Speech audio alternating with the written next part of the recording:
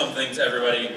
I've been looking forward to this ever since you guys voted it up. This is Derek, and Derek's going to talk about something that I love, cast iron cooking, and also something that I love, which is sustainability.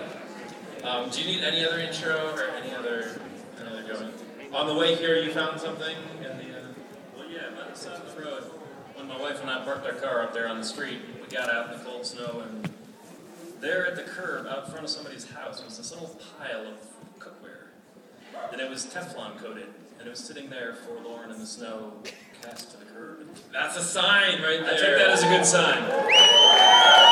So please welcome, and I love how our community is a little geek, a little sustainable, a little yoga, a little biking, a little triathlon, a little everything. So, holding it down on the sustainable front, please welcome Derek.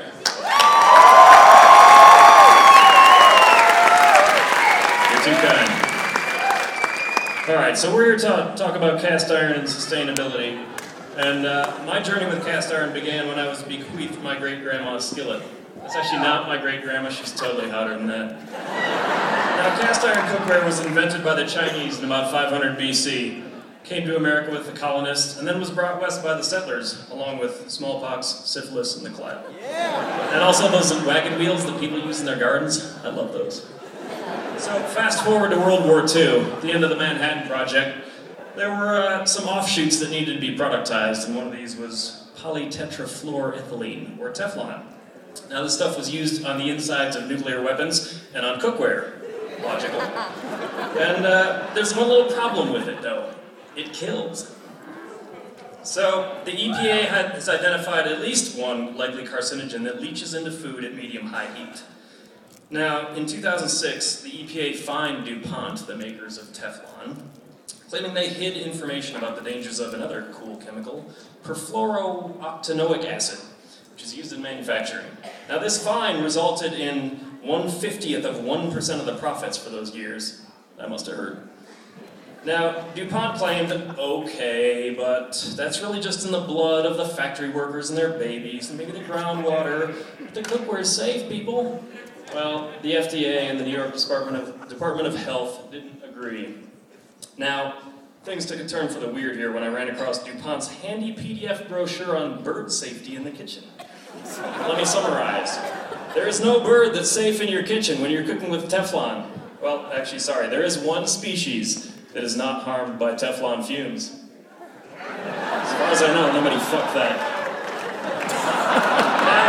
At this point, this turned out to be a watershed moment in the marketing of new types of nonstick cookware. Because now there was green nonstick. Rachel, you are so hot. But according to Cooks Illustrated, green nonstick is still full of deadly chemicals, blows chow, often both.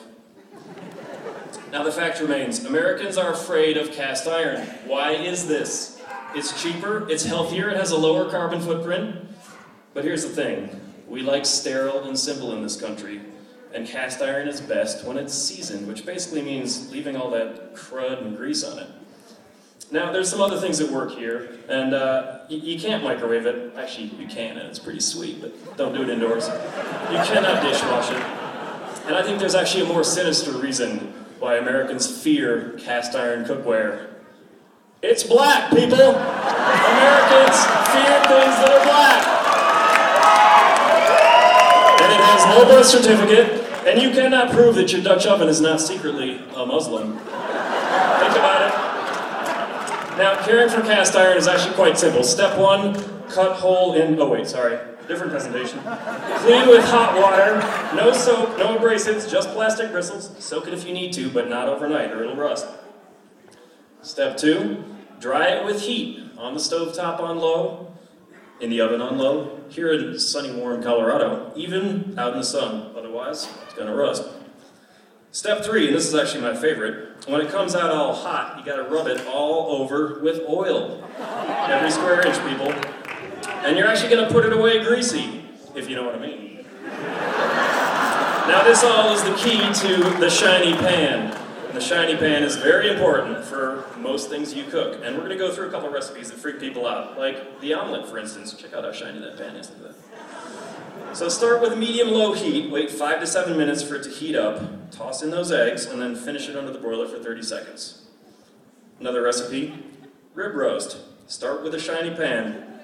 That's little Willie Cash right there. This is child's play right here. Heat on medium heat until the pan is just starting to smoke, then add some oil, start searing, put the whole thing in the oven to finish. Now, here's a fun one, blackened salmon. I know it's black, don't be afraid. Start with a shiny pan, heat it on high heat, and when that smoke is rolling off the pan, throw it on a huge pat of butter, bam, put that fish down, it's all good. Now the common theme here is the shiny pan, and when your pan is naked, hot, and hard, you need to oil it all over. So, this is the end of IgniteBoulder 7, and this holiday season I challenge you to take a little poison out of the lives of those you love. Give the gift of cast iron cookware. It's healthy, it's sustainable, it's cheaper, and it's sexy. Thank you. The blog is Derek on castiron.com. See you at Ignite.